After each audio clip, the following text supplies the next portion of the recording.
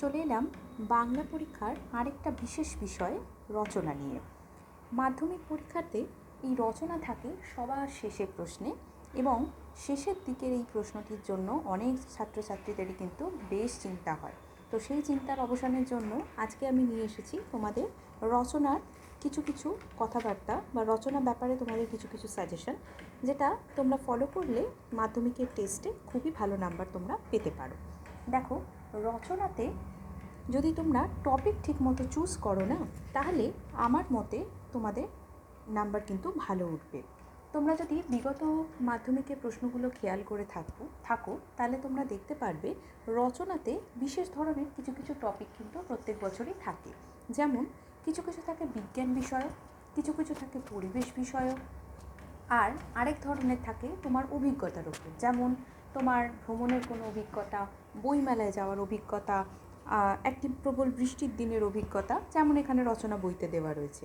আরেকটা থাকে তোমার প্রিয় কোনো মানুষ, কোনো ব্যক্তিত্ব, যেমন তোমার প্রিয় সাহিত্যিক, লেখক, প্রিয় ক্রিকেটার, এইসবের ওপর রচনা থাকে। সব কিছু মিলিয়ে মিশিয়ে রচনার টপিক দেওয়া হয়।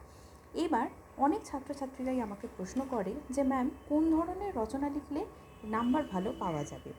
আমি কিন্তু এক্ষেত্রে খুবই একপেশে বলতে পারো, আমি আমার ছাত্রছাত্রীদের চোখ কান বুঝে বলি এই হাইলাইট করা যে বইতে আমার যে টপিকগুলো দেওয়া আছে এইগুলোকে ফলো করতে।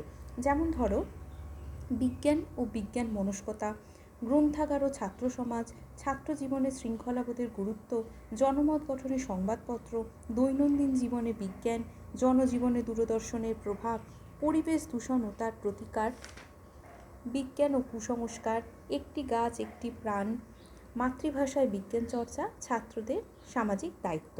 আমি বলছি না তোমাদের বেছে বেছে এই টপিকগুলোই করতে, কিন্তু এই বিজ্ঞান, পরিবেশ, ছাত্র সমাজ এই সংক্রান্ত যদি টপিক তোমরা অ্যাটেন্ড করো, তাহলে কিন্তু এগুলোতে যে পয়েন্টগুলো রচনায় ইউজ হয় সেগুলো তোমরা খানিকটা নিজেরাও বানিয়ে লিখতে পারবে। কারণ বিজ্ঞানের ক্ষেত্রে তোমরা নিশ্চয়ই পরিবেশ দূষণ ও তার প্রতিকার সম্বন্ধে কিছু জানো, তখন পরীক্ষার হলে বসে তোমরা এই সম্বন্ধে পয়েন্ট বাড়িয়ে লিখতে পারবে, এবং এটা লেখাও বেশ সোজা হয়, ফলে নাম্বারটাও ভালো আসে।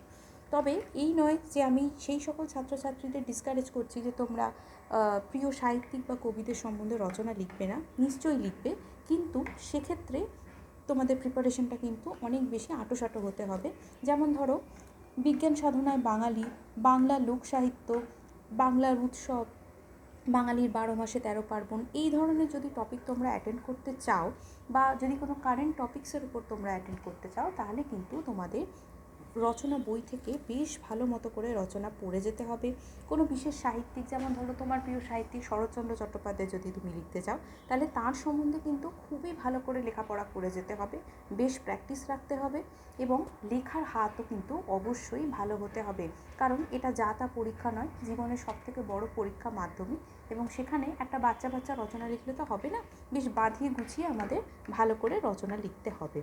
কিন্তু আমার থেকে যদি সাজেশন বলো, তাহলে কিন্তু আমি এই হাইলাইটেড টপিকগুলোকেই সাপোর্ট করব, যেগুলো থেকে তোমরা ইজিলি কোনো ভাষা বা কিছু বানিয়ে নিতে পারবে, পয়েন্টও বানিয়ে নিতে পারবে, এবং এগুলো তোমরা যে কোনো রচনা বইতে ইজিলি পেয়ে যাবে, যেখান থেকে পয়েন্ট দেখে গেলেই কিন্তু তোমরা নিজেদের মতো করে একটা না একটা কিছু লেখা দাঁড় করিয়ে দিতে পারবে, এবং সেখানে তোমরা 10-এ বেশ 5-এর ওপরে নাম্বার পেতেই পারো, এইটা আমার বিশ্বাস। এই গেল আজকের রচনার বিষয় এবং রচনার সাজেশনও বলতে পারো।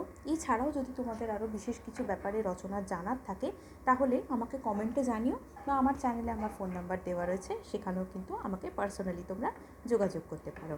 তাহলে আর দেরি না করে, পরীক্ষা এসেই গেল, এইবার রচনা নিয়ে আস্তে আস্তে রেডি হও, দেখবে পরীক্ষার আগে নিশ্চয়ই তুমি রেডি হয়ে যাবে। ধন্যবাদ।